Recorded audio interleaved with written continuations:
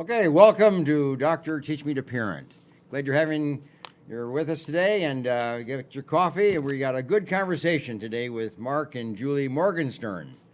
And I'll tell you a little bit more about them in just a little bit, but they've got a lot to share today on parenting, actually international parenting. We're going to kind of focus on that a little bit today, and families around the world. But thanks for joining us. And before we start, let me give you a quote, which we usually do.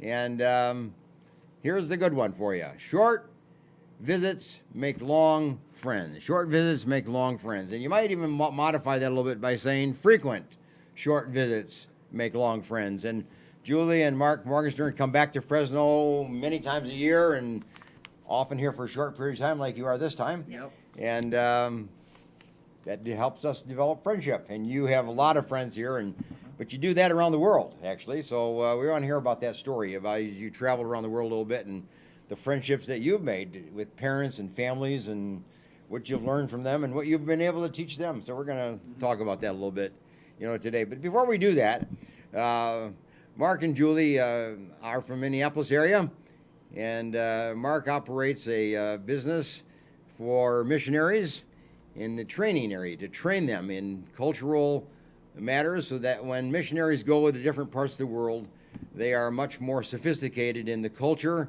and learning how to relate to people of different cultures and be effective in what they're trying to do. But you're going to explain a little bit more about that as we come to it. But before we do that, you got a bunch of kids. You got a bunch of boys. So tell us about that. Give us just a little handle on your family, because that's really going to qualify you to talk about parenting today. Okay, well, we feel really blessed with our boys. We have 4 sons, and our oldest is 24, and then 22, and then 19 and 17.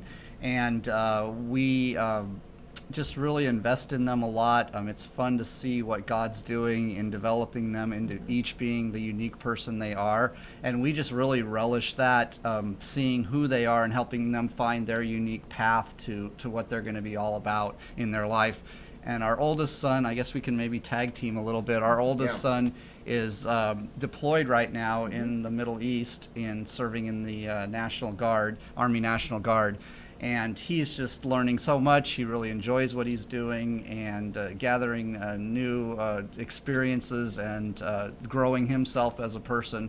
And he recently graduated from college last year and is deciding what he thinks his long-term career is going to be. It might be in the Army. He'll go into the regular Army perhaps, but he's trying to figure that out right now. And so we just love seeing him developing who he is, but also be a great light to other people that he serves alongside. That adds a whole new dimension to your family, doesn't it? It does. Somebody in the military, but also overseas. He's in a different country, in a different world, and he's learning, and I hope he's sharing with you. Yeah, He it's is. been the first time that we've related to one of our kids from a distance. Yeah. And continued to be in their life and influence them that way. That's a call for a special kind of parenting, by the way. Yeah, it is. Yeah, It it's is. a commitment. And we're Yeah. making that shift from being adult parents with children below us to being more the same age, and so then how does that change our parenting as well? So what are your other kids doing?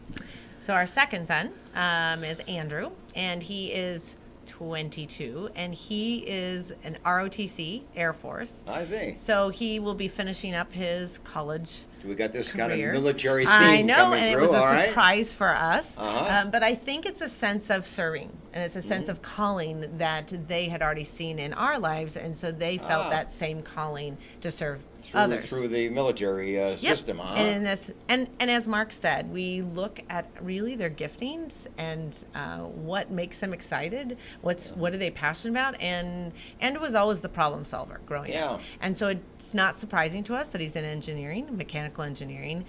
He's dabbled in some research and some publishing, some journal. Journal articles. Thank you, journal articles. But he really aspires to lead people. And so that's his area. Son number 3. Son number 3. Our third son is a track athlete at a school called Concordia St. Paul, and he's just started his freshman year. I see. He's done okay. He's got a track meet today, this Saturday. And he'll win, obviously. Hopefully he'll do well. Yeah. And he's very entrepreneurial, our third son. So he's constantly finding his way into new niches and new things that he finds that are unique to him that That he ought can to add get a lot of excited dimension about. to your family life. He It must does, bring in yes. all kinds of things. We meet He new does. people through him. We get exposed to new media and new ideas. We from learn new him. ways to make money. Yes. But he's also probably a good example of, from day one, we said you need to be looking forward, and mom and dad aren't going to foot the college bill, which is maybe a little unusual. And we said, how are you going to make this happen? And this was one of his goals, was that he would So he's raise learned, enough scholarships and other ways to pay his own way through That's a college. good point, because I mean, kids go to school, it's costly. Yeah, Uh-huh. it's a very And costly. very few kids get the whole thing paid for them. Very Yep. few. Most have to contribute. So to be creative in how you contribute to your own financing of Yep. education is And I he's think, been very creative. yeah, and teaching him to something that he's receiving, he really values Yeah. it because he has to work Absolutely. for it. I think Absolutely, that's do super that. Yep. important. and Yeah. son 4. Oh, that's near and dear to my heart. Not that he's near and dear, but what he's chosen in his field of study. So he's a junior in high school. High school, And so he's also a track athlete, cross country as well. He's quite fast. And so he's looking to take that on to college. But what he's very excited about, he's almost very eager to finish high school, is to get to college, to get to his ultimate goal of being an elementary school teacher. Yeah. And so he and I share that love of teaching. Yeah. And so it is a perfect fit for him. He's a Pied Piper. Children follow him. He's volunteering his time in elementary schools 3 days a week. He's coaching track and cross country with kids. So he's already. What an exciting honing family. his 2 in the skills. military, 1 potentially engineering, and 1 elementary school teacher. Yeah, Yes. well, we thought that all our kids would, maybe some of them would go into ministry, or we've committed our lives to serving others through going to other places and serving. Yeah. And then we started to notice, well, the kids are buying into those values too, and serving in the military. Our second son, he's probably going to be in police work. Third son. Our third son, Tim, and then Uh-huh. our fourth son, a teacher. So they Yep. they have that, Yeah. like, am I able to bring to the community? Excellent. Yep. Yeah. Is an important value that we've instilled. But they bring a lot to you, Yeah. to your family. Your dinner table must be Loud. It is. They all are opinionated. active and loud. No Yes. lack Everybody's of- got something to contribute. Yes. of That's what it ought to expressing. be. It is. I mean, yeah. a dinner table ought to be an active place, a loud Yes. place, Yes. a place where everybody shares. Yes. Is that what goes on? That's exactly what it is. It started out when they were really little. We would, because everybody told me boys don't talk and they don't Oh, share. they And do. that was a hard one for me, who Uh-huh. was a talkative, and I wanted to know what was going on in their lives. And I couldn't be with them every moment of the Sure, day. sure. And so I wanted to hear about their days. And so it started with, when you first come home, mom gives food to boys when they get home, and they will talk. Then they will talk. You give food. And then around the dinner table, we had highs and lows every Sure. night. We would say, what was your high today? And what But the was thing your you have low to find out is when the kid will talk. Everybody talks. Right. Some will talk when they come home from school. Some will talk when they go to bed. Right. Some will talk at dinner. Some will talk on the weekends. Some will talk late at night. Right.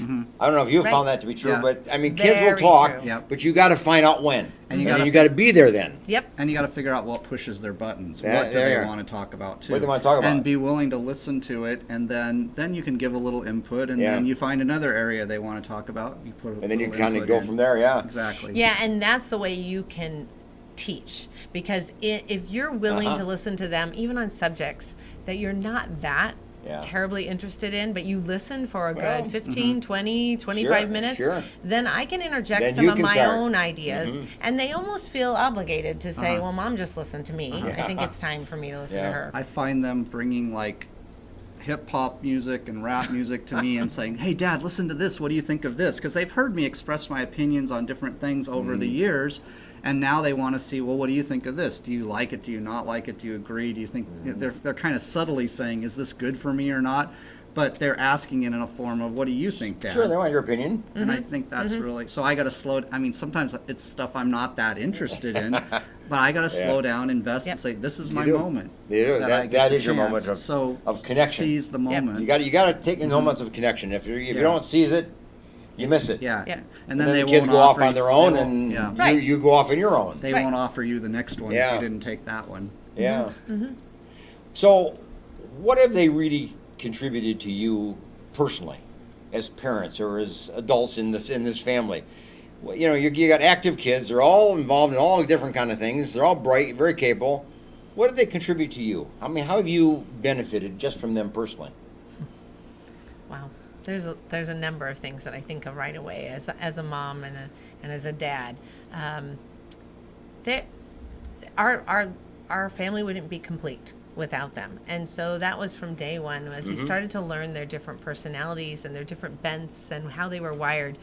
When something would come along in our life, like a problem to solve, we would put our heads together. Even when they were 4, 6, 9, and 11, we would say, well, you know, Andrew, who's our problem solver, give me some ideas of what do you think we should do with this?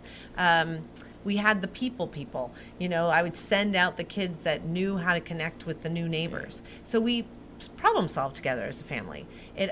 It really honed some of our skills of teamwork. Yeah, it teaches you some Yes, of those yeah. problem-solving skills, Yes, or to think patience. together, or to do it as a team. Right. Teamwork. Right. Teamwork, Yeah. definitely. Right. I Absolutely. think one other thing is it taught me a lot about humility.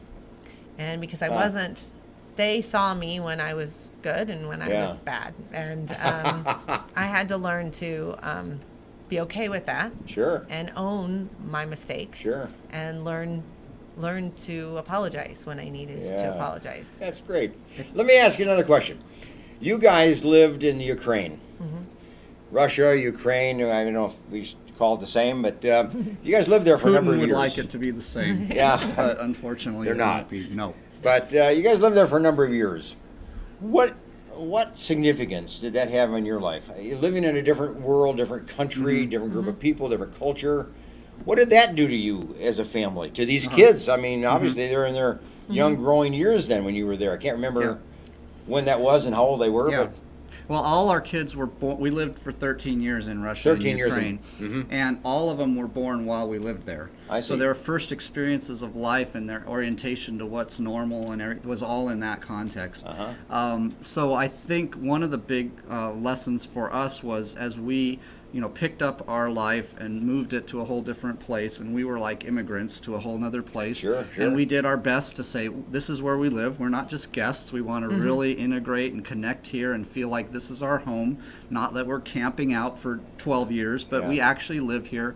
So it for one thing for us is it created a closeness in our family with each other that is a little different than if you live in the place you've always lived. The kids had an eye into the place we lived and understanding it in some ways that we didn't have, because for them it was normal and for us it was something they new. connect with the Ukrainian kids, Yeah. and Right. which is different. Right. So Right. we could benefit from their view of what it's like there. But I think for us it brings us really closer as a family that we have this shared experience of kind of feeling different, and as outsiders it drew us together, which was a good thing. That's good. But we Yeah. didn't stop there. We took our family and said, God's brought us here for a purpose. Yeah. And all of us are here for a purpose. It's not like Dad was brought here and everyone else is along for the ride. We knew God put every single kid in this family for a purpose, and they have a piece to play. And it's our job not to just squeeze them So in. you function as a family, not just, this wasn't Dad's job. It wasn't No, just Dad's it's a job. It was unit. all It six was a of us' unit. job. I think that's an And, attitude, whether you're in Ukraine or whether you're Right. anywhere. Right. I mean, a family's a family's a family. You're a unit. Yep, and the And definition everybody plays a role. And Right. the definition of what Yeah. we would do as a family was Yeah. unique to the individuals God put in There you our are. mix. Yeah. And it's our job to figure out that mix. Yeah. I think a big lesson was, I think if we raise kids in America, I think parents figure this out as we go along, that we want our kids to understand their identity and where Sure, their identity sure, comes from, sure. and not let their peer group define what their Define, that's identity right. is.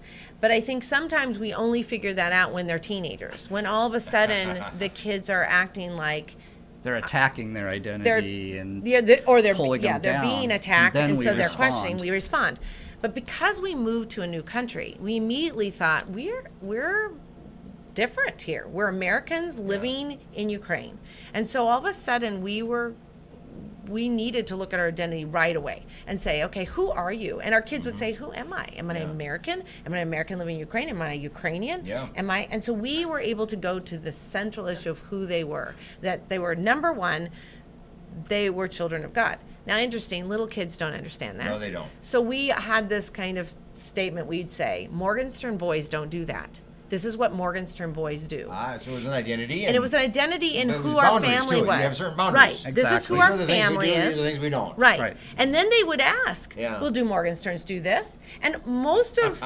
hopefully all, but our principles were based on biblical Yeah. principles, that we wanted to be Christ followers in our family. And so we could say to them, we're Christ followers, but they understood when they looked at their older brother, oh, my older brother does it this way because he's a Morgenstern boy. Okay, I can follow that. So now we have a pattern. And that was a being pattern established that they and- were, yeah. And it helped us right away to establish who we were, because obviously we were different. Beautiful. We spoke English, we did Yeah. a few different things. Oh, yeah, you know. you're very different from We were the traveling, neighbors, obviously. right, So right. you had to create, you either become them or you separate out. Can't be too separate because then there's a won't disconnect serve. with Exactly. the neighbors, too. Right. Exactly. So it's now, tell us about the Ukraine family. How many kids do the Ukrainians have? I mean, are they close family? Are they loose? Are they? Yeah, Are they that's work a oriented? really good question. What's the family Yeah. like? Yeah, I think it. First We're of all, speaking in generalities yeah, here. obviously. I think there's a lot of variations. One is it's a variation if it's in the city or out in a more I see. rural environment. Yes. But we lived in the city most of the time, and the really typical pattern was they would have one child, and then about 7 years later, sometimes they'd have a second child. And the reason for that was there was a whole system. Most of the time, moms would work outside the home, Sure. almost without exception. And so it's a huge process to parent a child when they're small before they go to school. So this whole 7-year period is pretty hard until they get into school. So they just did whatever they could to make it work. And then once they had that one into school, they wanted to have more kids. So now we could go ahead and start again and do another second one. family, yeah. So that was really common to have these far apart. They really pour into their children That's what I was wondering. Do a they? lot. They It's do. like the child is the center of the Is that right? family. Is it the boy or girl or just a kid? Whichever. Both. Doesn't Both. matter. I didn't feel there was any So they're not a boy difference. family Nope. oriented Nope. or There was no No. difference in gender. And it's very common for multiple generations to live in the same Yeah. home together. Yes. So part of why Yeah. you can do this with mom and dad working is because grandma's probably retired and she's at home, Mm-hmm. and grandma and grandpa both probably work on raising the child. Yeah. So there's not that view of saying, well, family is mom, dad, and the kids. So this nuclear, it's Right, that's- it's much more like it's a community that It's the extended together family raises and- the yeah. child. Right. And even the neighbors, it was much more common for a Mm-hmm. neighbor to come up to us and say, you're not doing that right. That's not what you should do with children. And it's not because they were mean or because they were nosy. It's because, well, it's all these children belong to all of us, and we need to do it Right. right. So there's like a sense of responsibility. Oh, There absolutely. was. You know, that There not only was. for your own kids and your family, Yes. but Yeah. maybe for the family of the neighborhood. Or, Exactly. It's Right. our kids. It's But you community's understood that. If kids. you were Ukrainian, you understood that when somebody corrected you or guided you, they were not scolding. They were Yeah. not mad or upset Yeah. at you. Yeah. But they were just helping you. They were taking Exactly. Helping you become a better responsibility. parent. Yep, they were taking Now, it's responsibility. the That's same. an attitude that we don't have.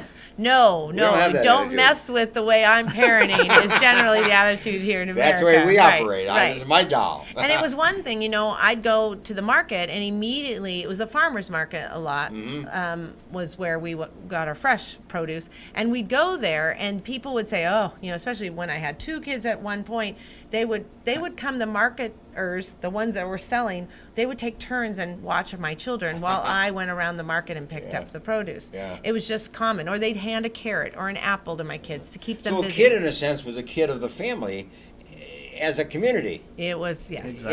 Yeah, Yes. it wasn't just your Exactly. kid. No, the community it was a helped raise community the kid in, children. in a way. They had Yes. that Yeah, attitude. and I Yes. think in a really healthy way. Yeah. Now the government at some point abused that and said, yeah, you don't really have to raise your kids that much. Just send them to us when they're 3 years old for preschool, and we'll help them be good citizens and all I this was stuff. wondering about that. And Is that- it's a dangerous point that can happen. It doesn't have to Do happen. people do that? But it's- I mean, are they required to do that? Well, I would say, most wanted to. At 3 years old, they had some really good. They do, as Mm-hmm. far as we know, still. But when we were there, the schooling was really good. Oh, the So- preschooling as the well. I mean, very preschooling. good, And huh? so our children actually started going to preschool at 3 years old, and it was a set program, and you could have a child there from 7, 8 in the morning to 5, 6 o'clock at night, or even sleep over as well. Wow. It was because some people had different kinds of Different jobs shifts that of they work shifts that they had scheduling to. and all that, Right. yeah. So oftentimes, children were the center of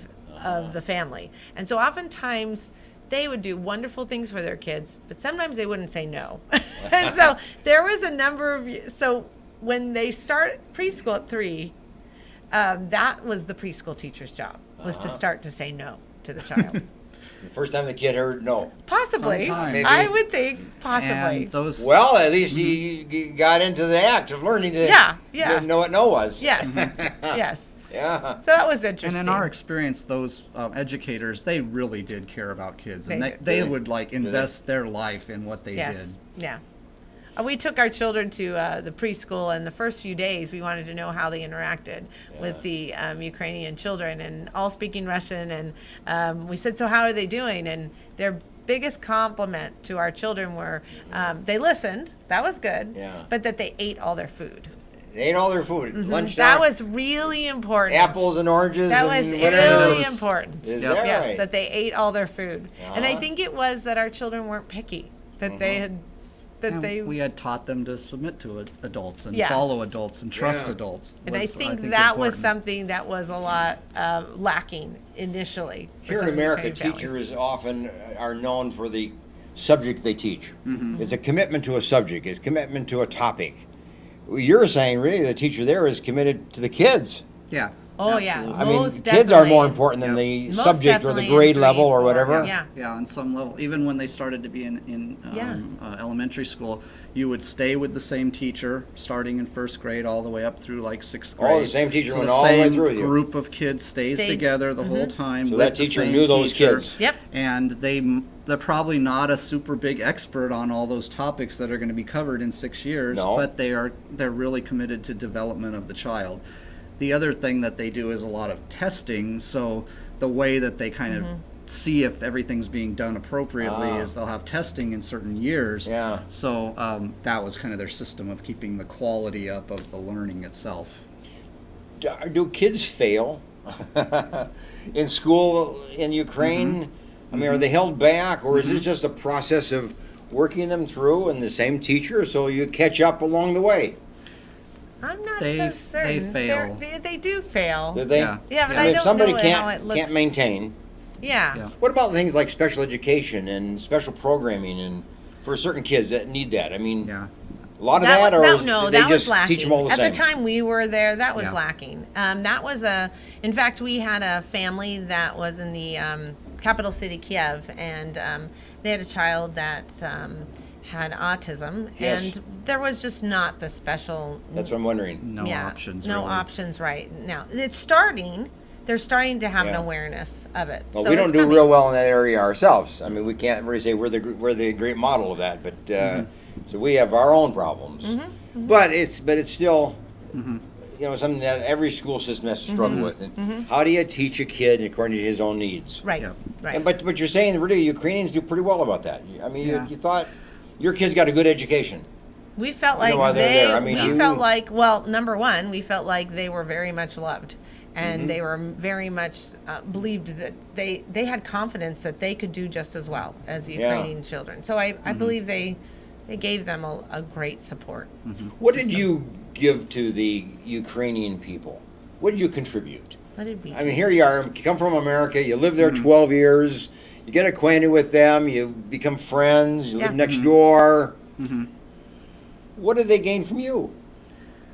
I think bringing God into the mix in a really serious way was really important, because if the state and the prevailing philosophy is saying you're kind of a cog in the wheel that exists for the Yeah. whole system, and there's nothing really special about you, and you're expendable, and the only thing that makes you special is if you were born into the right family or you have the right connections.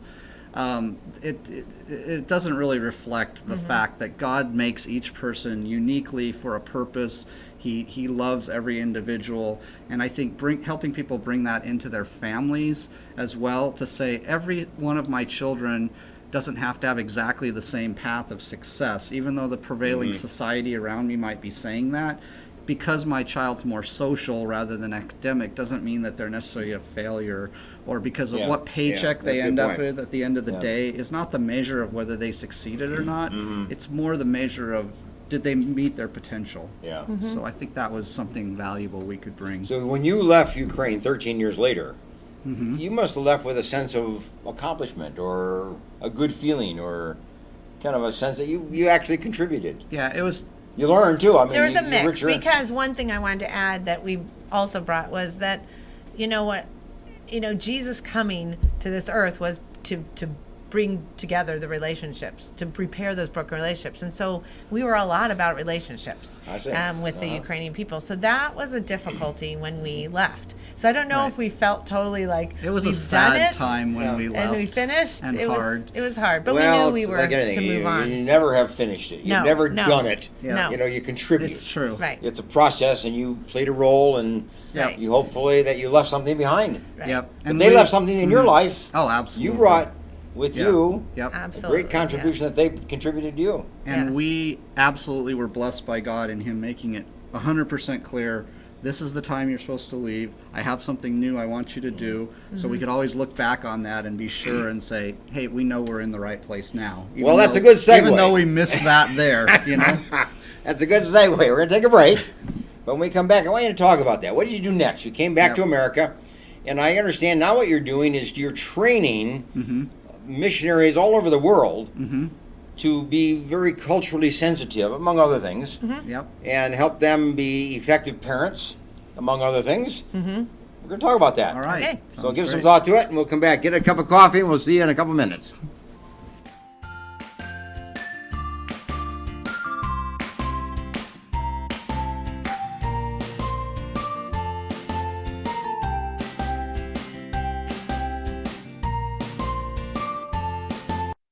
The Green Gables Care Home is a 24-hour assisted living facility for the elderly located in Clovis, California, offering spacious private and semi-private rooms which are wheelchair approved, catering to the special person in your life who needs attention and wants to live in a loving home environment. The Green Gables Care Home has assisted living in secured homes for elderly with Alzheimer's, memory loss, and for your loved ones needing assistance with their activities of daily living. Call 559-297-9438 and visit greengablescarehome.com.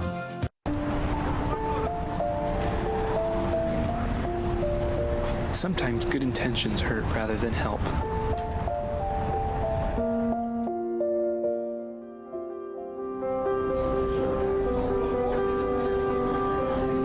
For just $1.76 per meal, the Fresno Rescue Mission offers more than food. We offer hope. Please donate today. Do you need a locksmith? Layman's Lock and Safe Service and Repair is available for you. 559-228-1805. Gained a lot, learned a lot, and got a lot of love. If it weren't for the knowledge that I had gained from the classes at PCC, I probably wouldn't be the mom I am today. See, there it goes. I would love you to meet my son Aaron. My situation was very difficult. I didn't know how my life was going to turn out. We graduated in June 2010 and we got married in July. And through family, the Pregnancy Care Center changed our lives. The Pregnancy Care Center was a huge, vital part in helping me walk through that pregnancy, in educating me and loving on me during that time.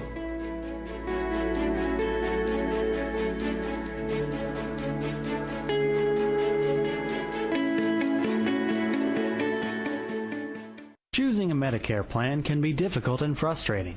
Susan Hatch can guide you through the Medicare maze and help find the right plan for you. Susan helps people understand the confusing and drastic changes that occur every year in Medicare. Susan will only recommend plans that will protect your assets and allow you to continue to see your personal doctor. As a 100% independent agent, Susan is not controlled by any particular insurance company to steer a person onto any one particular plan. Susan was awarded the #1 Medicare supplement agent in California. Look for Susan's Medicare Question and answers every Monday in the Fresno Bee. Call Susan at 559-307-2287 and visit MedicareToday.net. CentralValleyTalk.com.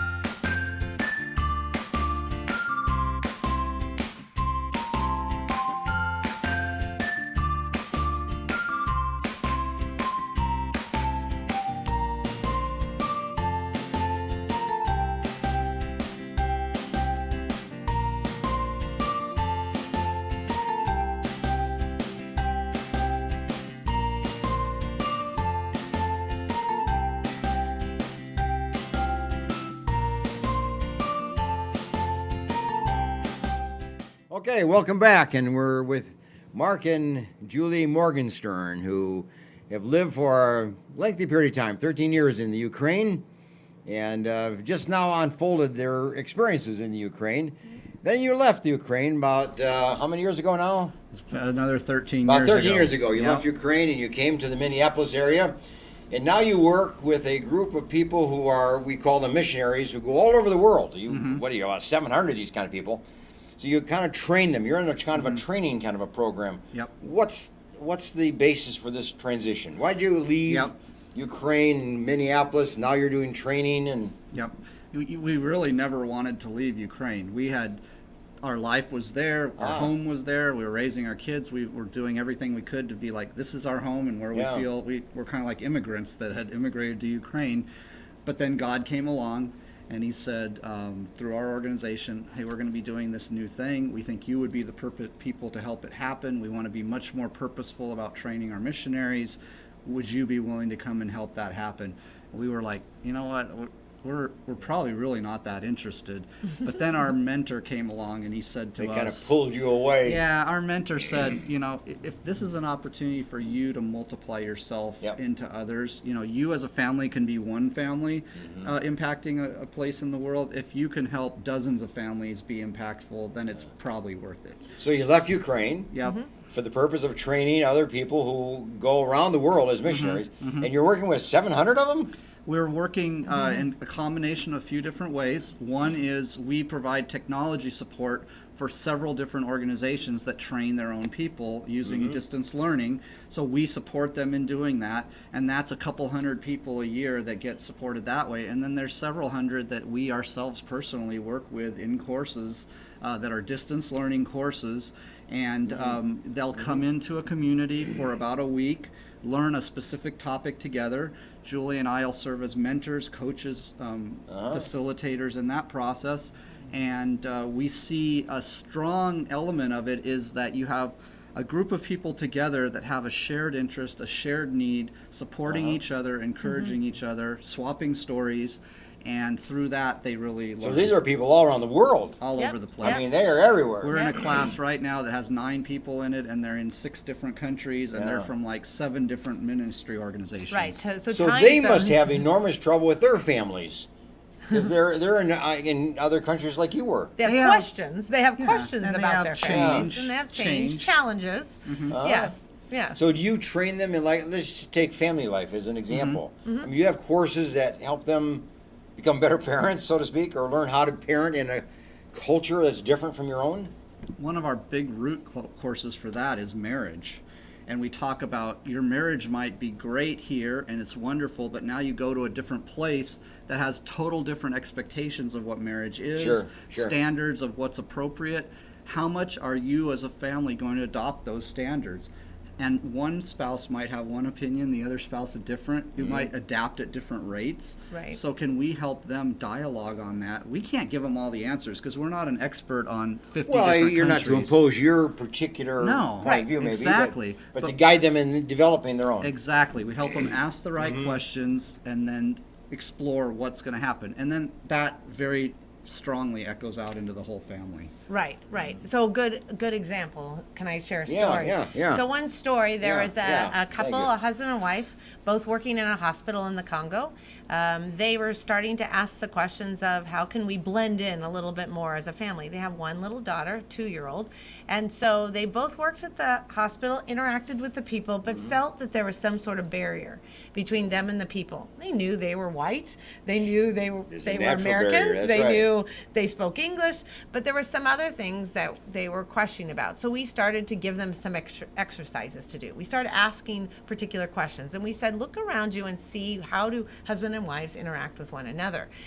She went out, she looked, she came back, started answering these questions online with me, and said, you know what? I noticed that the women carry everything and the men don't carry anything.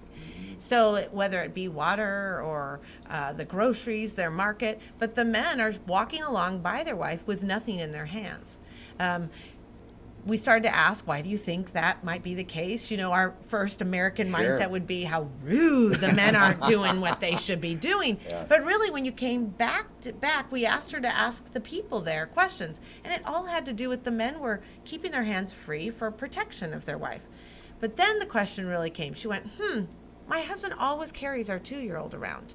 And I thought, maybe who's carrying the children? Well, if anyone's carrying the children, the women are carrying Mother, the children. yeah. And so ask the question of your national friends, how do they perceive you in this position as you're the wife carrying the child around?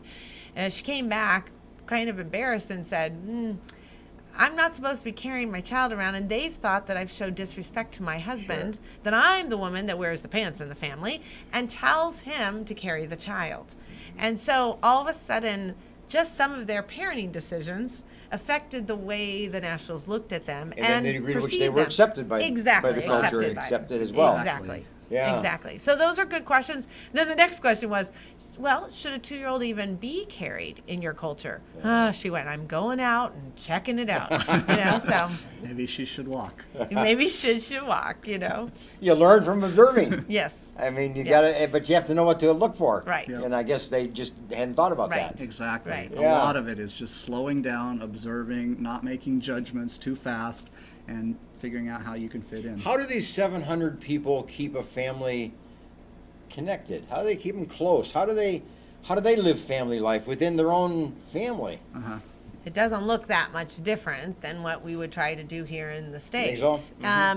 It might just, the schedules might look different. So, I mean, as a family in Ukraine, we learned that other families hung around outside around 7, 8 o'clock at night. And that was something then we couldn't have our family time at 7 or 8 o'clock No. inside. No, you need to be We had out. to go out and be with the people and do as Ukrainians do. We learned about interacting with your elders, and we didn't have grandparents that lived with us, so our children had to interact with people in our church that were older than them. So there was a lot of teaching and going on. The Ukrainians were teaching our kids as well. But a lot of it is what we talked about. When we said of going down to the market and having the village help raise your children, you had to be more open to that. That doesn't mean you lose your position as the mom and dad, though, in the children. In fact, I think we're creating a more richer experience for our children as we tell our children, especially when they're little, who are the people you can trust? Who are the people you want? I was into going to your say, life? trust is a big factor, isn't it? You have to trust your neighbors. You have to trust the native people. Right. When there's a tendency maybe not to trust. Right. Yeah. To be suspicious or be very, very Right. careful. Yeah. So you have to overcome that. Yeah, and speaking about trust, this is kind of a hot topic, is we really have problems as Americans as we move to another country to trust the education system of another country. That's true. And so that one's a really hard one for us because we know our own experiences. We succeeded as Americans in our own system. In a familiar system. In a familiar we system, succeeded. we feel like we can only parent if we're familiar with what our children are experiencing. And so the tendency for most missionaries is to homeschool. I don't know if I'd recommend that. Well- if you're going that far across the world, is there any opportunity, you might be missing opportunities to connect with the people. That's going to be a tough decision. Do you send your It kids is. to the native school or do you homeschool? It is. Maybe Or is it or a little bit of both, blended? maybe. Exactly. And I ours think really was blended. blended We were because blended. Is that right? they went to school, but we added extra things at home that we knew that they would need and That were they will missing. need eventually in their Yeah. own life. And But that enriched our experience with our kids as well, that we're doing those I think we things. need to start saying that all of us are homeschooling our children and supplementing it with public school. I think that's a real key thing. I think people say, are you homeschooling or are you doing public school? Nope. All of us, our kids spend way more time in our home. how and do we're these educating missionaries them. around the world deal with violence? You know, the world is violent. We live in a violent world, not just America. The whole world is violent. Yeah. How do they provide protection for themselves Yeah. and are careful and can survive? Yeah. It's I a think difficulty. everywhere you go, you do diligence to be careful. And that's, if you live in the best community, you're going to be diligent of not going out in the street, and getting hit by a car. So everywhere you live, even the best communities, you've got to be wise and be diligent about safety. One of the things we couldn't isolate our kids from is seeing trauma. And And violence, very just strange, yeah. just it's around us. We live in a city. There's a high concentration of people. Things happen, whether they're intentional or not. In America, we try to isolate our kids from those images. Yes. And sometimes that's not always the best thing. Sometimes they experience it, they see it, we debrief it. To debrief something with your family that That's they the key. experienced is That's the really key. important. You've given them now an anchor point for the rest of their life. They're going to experience that in Yeah. the future. They're going to come back to what you taught them about it. Yeah. So the answer isn't always isolate your kids from hard times. It's probably more help your kids learn from them. America is kind of a sports culture. You have two kids that are Yeah, in yeah. track. They're Right. they're in sports for their schools. What about other cultures of the world? Sports important Oh, or unimportant?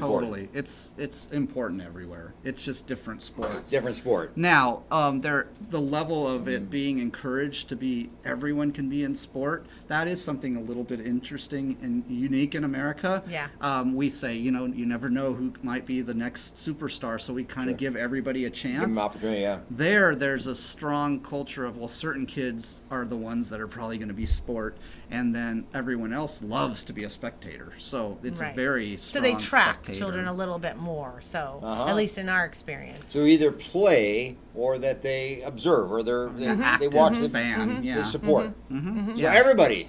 So in Everybody a lot of loves ways, it's sports. even more people. Yeah, and it's involved in a it's sporting- always I don't know though. America is really good at marketing, way Yeah. better than most other countries. And the rest of the world's watching American sports. Yeah. Tell me about religion around the world. I mean, is in all countries of the world, is religion growing, interest growing, or is it decreasing? Where are we today in religion around I think the I world? wouldn't use the word religion. I would use the word spirituality is Okay. increasing. Wouldn't you agree? I would the say, awareness? but it's also very similar to here. There's the full spectrum of people everywhere in the world. There's people that go along with the societal norms of religion that everyone says you're supposed to do, and they follow along, and it may or may not mean anything to them. And then there's certain moments that come in life where you say, is this really real or not? Or is it just something we go through the motion? And at that moment, it's a moment of decision. Will I orient my life to this spiritual truth I've been told or not? A lot of times, the spiritual truth that's being told, it doesn't line up. When Yeah. real life hits, that's what we think about the faith that we have.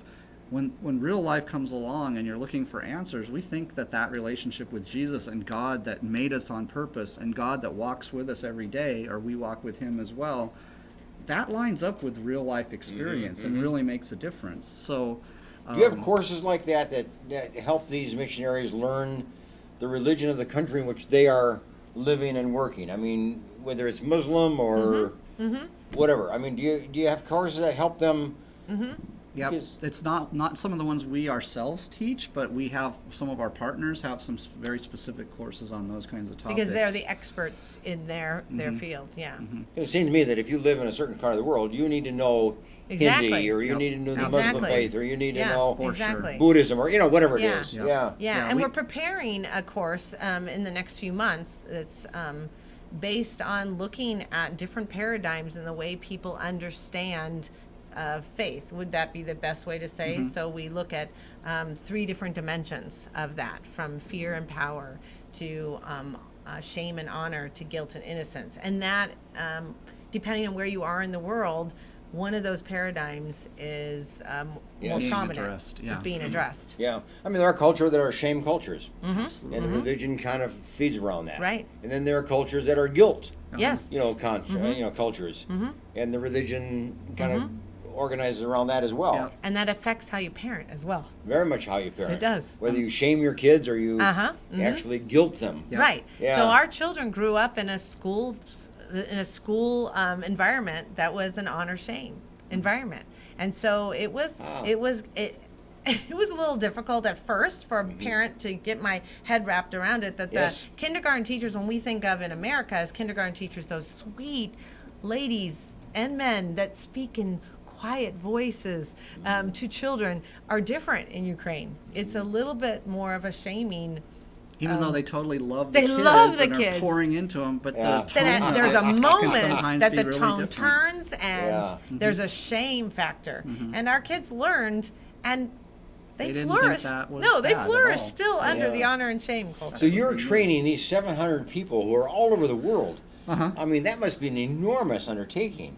As to what do you train them? I mean, well, you don't train them. I mean, this must be everything. Yep, it's a little pieces at a time. So the average person spends 1 or 2 weeks in the course of a year. So it's just little snippets of very specific things that they need to learn for that particular country. Exactly. And in that moment. At that moment. They're like, this is something that's crossing my path now. I need to work on this. And we give them an opportunity, and ideally 3 or 4 times a year. So you have like a catalog of classes and courses, and we do. They can kind of pick. Yep. And then it's all online, I assume, right? Yep. And it's not tied into one time zone. So they have assignments, like if it's an 8-day course, each 24 hours there's certain assignments. So that keeps the group together. But there's never a time when everybody has to be online at the same time, because they're all in different time zones. That's not possible. So we have learners that are in Australia and Mozambique and Brazil, and they're all interacting on the same. Even though they're across different time zones. So what would be an example if in that example, Mozambique and Australia and I don't know what would be an example that they would have something in common that they would need to learn. Well, I'll tell you a particular subject. So we had one gal in Peru, and it was interesting because she signed up for the culture shock course. Interesting because she was a 3rd generation missionary, so you would think she would have had this down, culture shock. She had even grown up in other South American countries. So she had signed up for this course. We had another person in, I believe, Mozambique, and we had another person in that course in Europe somewhere. This was a while back, and they were interacting on that they had been, one had only been in the field for a year. So everything was hitting them. The culture, it was like Alice in Wonderland. Alice in Wonderland goes into this crazy upside down world. And that's what that person, this first year on the field. But the one in Peru, she had been there for 20 plus years, 3rd generation missionary. And she was having culture shock because she was she spoke Spanish wonderfully, fluently. Sure, and she was in deep relationships with families. And deep-held values. Again, the culture made it different. Right, and it was difficult for her. It was frustrating. And she could not move these families, and she needed to understand, and she was getting frustrated with how to deal with the anger and frustration she was experiencing because of the culture shock. Yeah. Culture shock, it does not happen once. It comes No, to you that's in waves. a repeat experience, Right. depending on the circumstances Right. at the time. Yes, and Yeah. depending on how deep you get into the culture and deeply, from behaviors to your beliefs, to your values, to your beliefs, to your worldview. And if you're in a tribal area, one tribe has its own culture, Absolutely. Right. and another Right. tribe Yep. has its, and they're not necessarily Right. Yep. the same. And that's honestly one of the areas we've kind of failed at in past with cross-cultural ministry is you just look at culture as the outside behaviors. That's right. And That's what you we do. don't, Yeah. and you just kind of Yeah. adapt those, but you don't take it seriously that there's even deeper values and beliefs that are entirely legitimate. They're not against God, but they need to be taken into account as you're bringing God into your life and making him the center. Those pre-existing values still are at play, and in healthy ways. But missionaries didn't. They kind of said, "Well, we'll make you, Westerners in order to be Jesus followers." This was years And ago, yeah. back in the book of Acts, it was really clear. You don't have to become a Jew to be a Jesus follower. You don't have to become a North American to be a Jesus follower. Jesus can be at the center of your life in all different cultures. So what culture, what country is kind of advancing in the area of religious faith and growing, and people are incorporating into their lives? And is it pockets? Is it everywhere in the world? Are there certain cultures, certain countries, and not others? I mean, The what's one the that I've pattern? heard that's going to be shocking to you, and we haven't personally had anybody in our courses from this country because it's a place where Westerners usually don't go, but the place that we hear is advancing in people, the percentage of people becoming believers the most is Iran.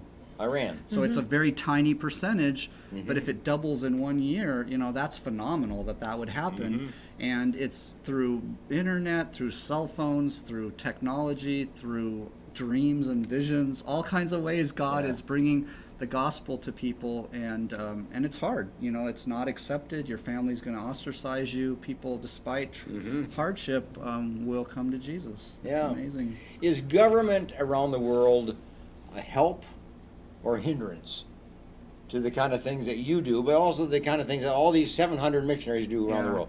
I mean, is it a mixed bag?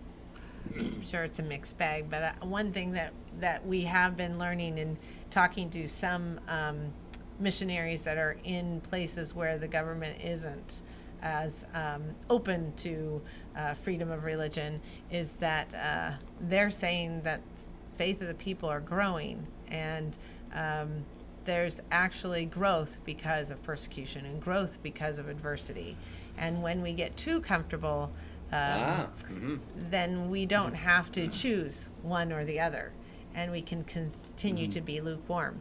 And we find that with even in our own country, Absolutely. that we have the freedoms, amazing freedoms, and yet sometimes we don't have to make those choices. Yeah, is this really important to you or not? If you're For never us, yeah. challenged with that. Yeah. Well, you guys have done extremely well to educate us, Well, good. It's fun. culturally and geographically, and really, you're exciting. Thanks. You live an exciting life. We love what we do. You have an exciting and family, we feel and you're- blessed. I mean, you guys are involved in the world around us. 700 Yeah. people around the world. I mean, your day's got to be exhausting, Yes. but it's thrilling. And we're It's looking for exciting. help. Yes. Yeah. So We invest in people, and that takes a lot of energy, a lot of emotional energy, Yeah. but it's worth it. it's fulfilling. We really it love really it. is. Well, I want you to comment about my quote Okay. as we bring it to the conclusion. It's easier to preach a sermon than it is to live one. What do you think, Bob? We just finished a course on the book of Acts, and Jesus, in the moment of leaving earth and ascending, he talks about, you're going to be my witnesses. But just a couple of verses before that, it says, Jesus appeared to them, and he showed them, and he told them both that the kingdom of God is coming, and I am the Messiah, and I've done this for you. And then you go into the book of Acts, and you see this total combination of people seeing the truth and hearing it, and those things have to go together like this. And if you divide them, it's a mess. It doesn't work at all. And it really is hard to live it out and really be a transformed person. So I'll vote I agree with it. Anyway, thanks. Julie, Mark, thank you very much, and thanks for being here in Fresno. It's nice to be these home days, for a little and bit. I'm sure you got a busy schedule while you're here as well. But hey, thanks for joining us, and glad this worked out for you today, and hope that you got a little education today on parenting in your own life, in your own family, in your own home. And then we can learn from each other. We can learn from other cultures. We have things to teach other cultures. They have things to teach us. And it's that idea of openness and just trying to learn from each other. So we just do better, and our kids will do better, whether it's academically or socially or in their own personal lives, their faith development or whatever. It's our job as a parent to do it right and to do it well and to do it conscientiously. So see you next week. Bye for now.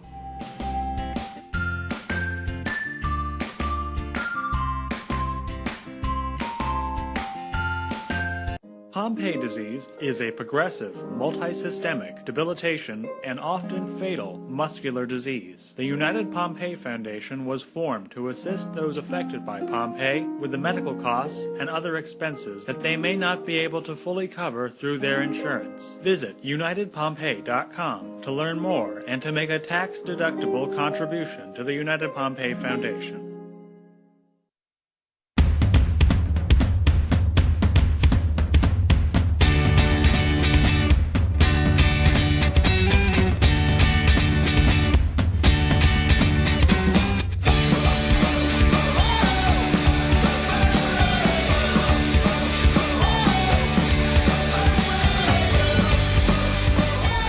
When I set foot on the campus to come visit it, I was struck by how open and how welcoming that the students and the professors were. Coming to Gordon was like coming home. I think intentional community is what Jesus modeled with his disciples, and Gordon has really fostered a good place for intentional community to happen. Gordon is a place where you can meet people from all over the world and hear their stories. I meet a lot of different people who are shaping who I am today. Gordon seeks to graduate men and women of character and of leadership, and the world is the place where Gordon students belong. Choosing to go to Gordon was, I think, one of the best decisions I've made in my life. Expect to be changed.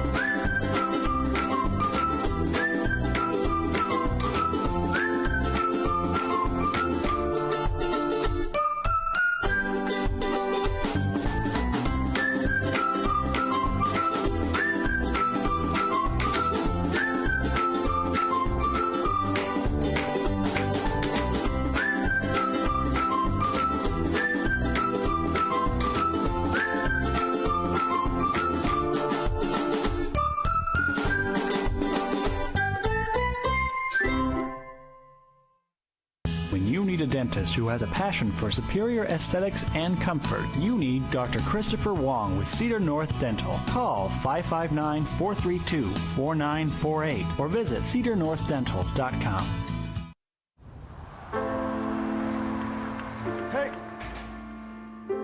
Trying to close the club. Tanya, come here. At Boys and Girls Clubs, it's not just about trying new things. Kitchen in my hometown. It's not about learning the right steps. 4 or making contact. 5, 6, 7, 8. It's not about exploring the future. It's about helping them build it. It's about taking steps to greatness. About making a connection. It's about proving every kid and teen has what it takes. It's about people in our clubs who bring out the greatness in every kid who enters our doors. It's not just about being on stage. It's about walking across it. Great futures start here, and here, and here. Sat7 is a Christian media network that uses uncensored satellite television to broadcast across the Middle East and North Africa, and is also available globally online.